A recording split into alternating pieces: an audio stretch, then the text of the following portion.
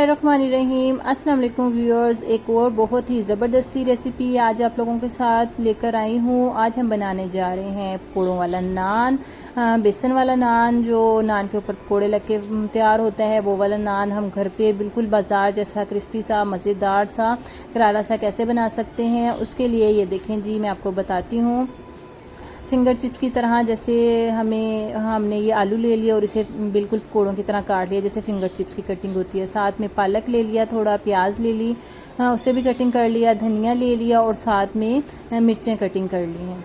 और उसके साथ जो मसाले हैं, कुटी हुई मिर्च है, लाल मिर्च ली है, काली मिर्च ली है, हल्दी पाउडर लिया है, नमक लिया है, ज़ीरा लिया है, चाट मसाला लिया है, साबुत धनिया लिया है, अजवाइन ली है और थोड़ा जर्दा रंग लिया है। ये देखें जी, इसके साथ मैंने 1.5 कप मैदा लिया है और हाफ़ कप उसमें 1.5 कप बेसन लिया है और हाफ़ कप मैदा लिया है।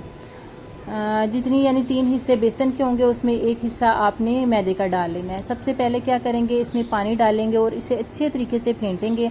बीटर की मदद से फेंट लें या हाथ की मदद से फेंट लें कि आपने अच्छे तरीके से तकरीबन 5 मिनट तक लाजमी आपने इसको फेंटना है। उसके बाद तमाम चीज़ें आपने जो मसाले मैंने आपको दिखाए हैं और जो तमाम चीज़ें हैं इसमें मिक्स करके थोड़ी देर के लिए हमने रख देनी है। उतनी देर में हम अपने नान रेडी कर लेंगे। नान की रेसिपी आप लोगों के साथ पहले भी शेयर कर चुकी हूँ और दोबारा से मैं आपको जल्दी से बता देती हूँ, नहीं तो मैंने नान चनों की रेसिपी आप लोगों के साथ शेयर की हुई है। डिस्क्रिप्शन में मैं उसका लिंक दे दूँगी। डिटेल से आटा कैसे, डो कैसे तैयार होगी नान की, वो तमाम आप उसमें देख लीजिएगा। अभी थोड़ा सा मैं इसमें भी आप लोगों को साथ साथ बताती चलूँ, अगर आपको नहीं पता चला तो इसमें भी पता चल जाएगा आपको।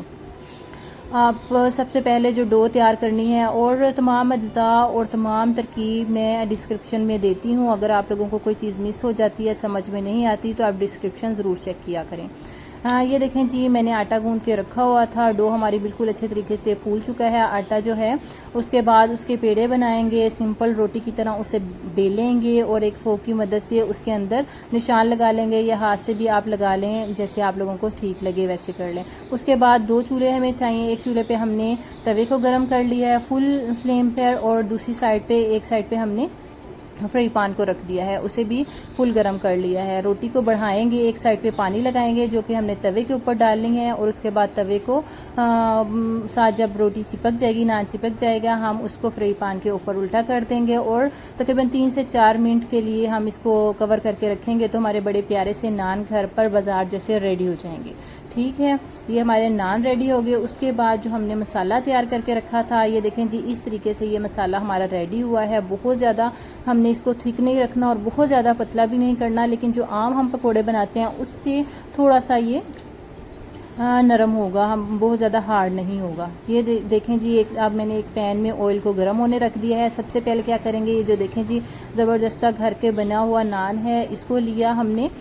इस तरीके से हमने इसके ऊपर खुले बर्तन में हमने ये जो मिक्सचर है वो लेना है। उसके बाद उसी के ऊपर पूरा नान रख देना है और ऊपर वाले हिस्से पे इस तरीके से हम ये जो सारा मसाला है आलूओं का, पकौड़ों का, ये अच्छे तरीके से इसके ऊपर पेस्ट कर देंगे। ये लग जाएगा जी ज़बरदस्त। इस तरीके से अच्छे तरीके से इसके ऊपर प्रेस कर दें, कुछ भी और लगाने की ज़रूरत नहीं है। इसको थोड़ा सा इसको पतला रखने की यही रीज़न है कि ये जो नान है इस तरीके से इसके अंदर डिप हो जाएगा, नान के अंदर तक मसाला चला जाएगा और पानी कुछ जो बेसन का है, नमक मिर्च वाला है, वो नान के अंदर जज्ब हो जाएगा और ये अंदर तक बड़े मज़ेदार से नमक मिर्च वाले मसाले वाले करारे से हमारे जो है नान रेडी हो जाएंगे।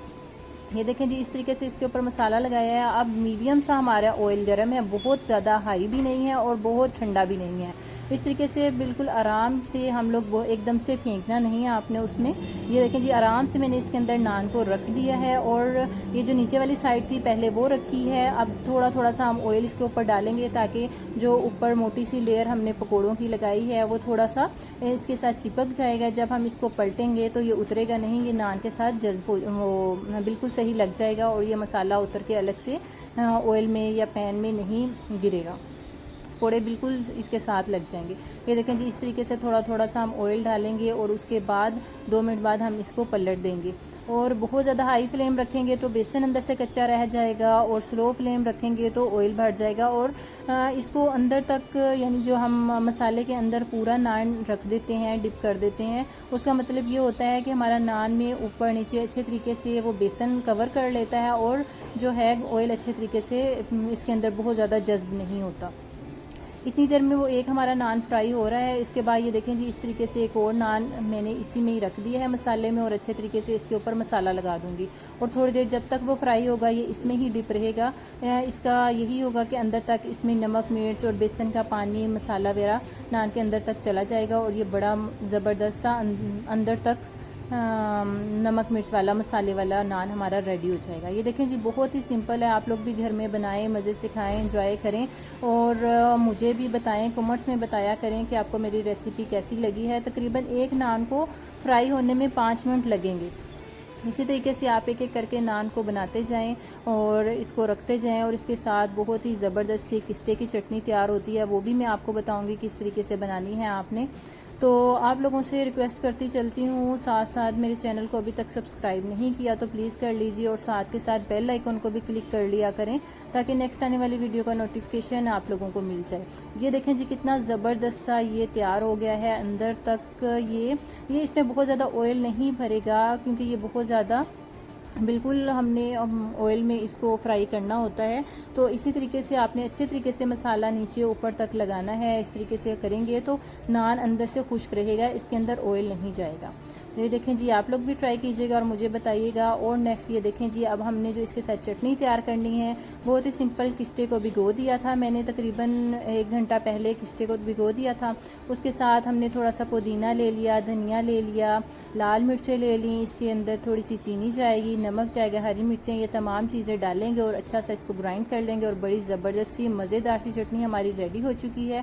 उम्मीद करती हूँ रेसिपी पसंद आएगी, ज़रूर ट्राई करेंगे किसी दिन। बारिश के मौसम में आज बारिश थी तो हमने ये घर में ट्राई किया, बनाया, आप लोगों के साथ शेयर किया। मुझे दीजिए इजाज़त, टेक केयर, अल्लाह हाफिज़।